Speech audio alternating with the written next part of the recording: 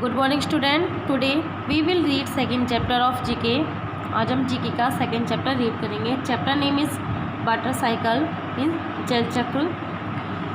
इस चैप्टर में जल चक्र के बारे में पढ़ेंगे। जल चक्र वह प्रक्रिया है जिसके द्वारा नदियों व महासागरों का जल सूर्य की गर्मी व पेड़ पौधों के द्वारा बाष्पीकरण की प्रक्रिया के द्वारा बादलों में जाता है, फिर उसके बाद बादलों की बूंदी बनकर वापस पृथ्वी पर आता है। इस प्रक्रिया को हम जल चक्र कहते हैं। The water cycle describes the existence and movement of water on in and above the earth. जल चक्र पृथ्वी के भीतर और पृथ्वी के ऊपर पानी की गति का वर्णन करता है। There are 3 stage of a water cycle. जल चक्र के 3 चरण होते हैं। फर्स्ट इज इवेपोरेशन मीन्स भाप, इसको बाष्पीकरण भी कहते हैं। Evaporation is the process where the sun heats up water in rivers or lakes or the oceans and turns into vapor of steam। यानी कि बाष्पीकरण वह प्रक्रिया है जब सूर्य नदियों या झीलों या समुद्रों में पानी को गर्म करता है और बाष्प में बदल देता है। यानी कि इवेपोरेशन वह प्रक्रिया है जब सूर्य नदियों या झील के पानी को अपनी गर्मी से बाष्प में बदल देता है। द वाटर वेपर और steam leaves the river, lake और oceans and goes into the air. जल बाष्प या भाप नदी, झील या महासागर को छोड़ देता है और हवा में चला जाता है।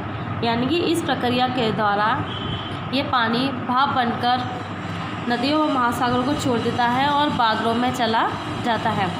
नेक्स्ट इज कंडेंसेशन मीन संघनन। When this vapour cools down while floating in the air. यानी कि जब यह बाष्प हवा में तैरते समय ठंडा हो जाते हैं, यानी कि जब यही पानी बाष्प जो पानी की बूंदें बाष्पीकरण के द्वारा हवा में तैरते ठंडे हो जाते हैं तो it turns into liquid and forms cloud. तो यह तरल में बादलों में बदल जाता है और बादलों का निर्माण करते हैं। यानी कि जब ये बाष्पीकरण द्वारा बादलों में जाकर ठंडे हो जाते हैं तो ये पानी की बूंदें बन जाती हैं। उसके बाद हम पढ़ेंगे third precipitation as a result of further cooling. आगे ठंडा होने के परिणाम स्वरूप clouds become heavier and form small drops of water that fall on the earth as rain।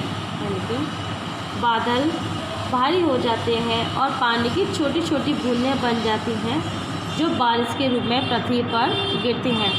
यानी कि इसके बाद में ये हमारे लास्ट स्टेज है, थर्ड स्टेज वर्षा की।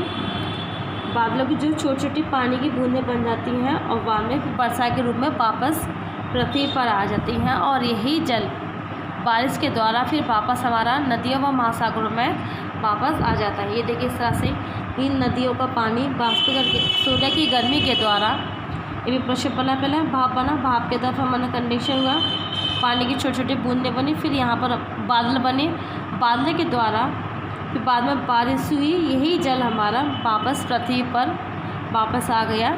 इसी चक्र को हम जल चक्र कहते हैं। Chapter is finished. I hope you all are understand this chapter and thank you.